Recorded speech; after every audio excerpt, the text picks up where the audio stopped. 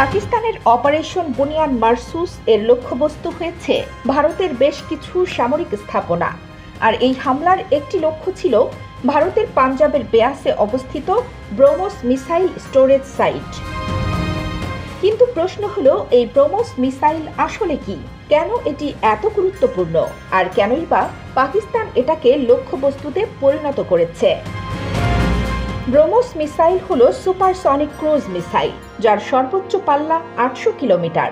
অর্থাৎ এটি এতটাই শক্তিশালী যে এক দেশের ভেতর থেকে উড়িয়ে দিলে আরেক দেশের গভীরে আঘাত হানতে সক্ষম। আর এটি শুধু স্থল থেকে নয়, জাহাজ, সাবমেরিন, এমনকি যুদ্ধ বিমান থেকেও নিক্ষেপ করা যায়।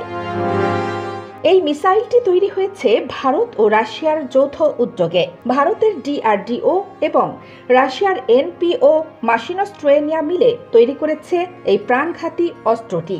নামটিও কিন্তু দুই দেশের নদীর নাম থেকে নেওয়া। ভারতের ব্রহ্মপুত্র আর রাশিয়ার মস্কোয়া নদী মিলে হলো ব্রহ্মস। ব্রহ্মস মিসাইলের সবচেয়ে ভয়ঙ্কর দিক, এটি শব্দের গতির চেয়েও দ্রুত উড়তে পারে। শত্রুপক্ষের কাছে একে রুখে দেওয়া প্রায় অসম্ভব। আর এর জন্যই পাকিস্তানের এই হামলায় ব্রহ্মস মিসাইল ডিপো লক্ষ্য করা নিয়ে তৈরি হয়েছে তীব্র উত্তেজনা। এই মুহূর্তে প্রশ্ন উঠছে, এই হামলায় ব্রহ্মস মিসাইলের কতটা ক্ষতি হয়েছে, ভারত পাকিস্তান উত্তেজনা আরও কতটা বাড়বে।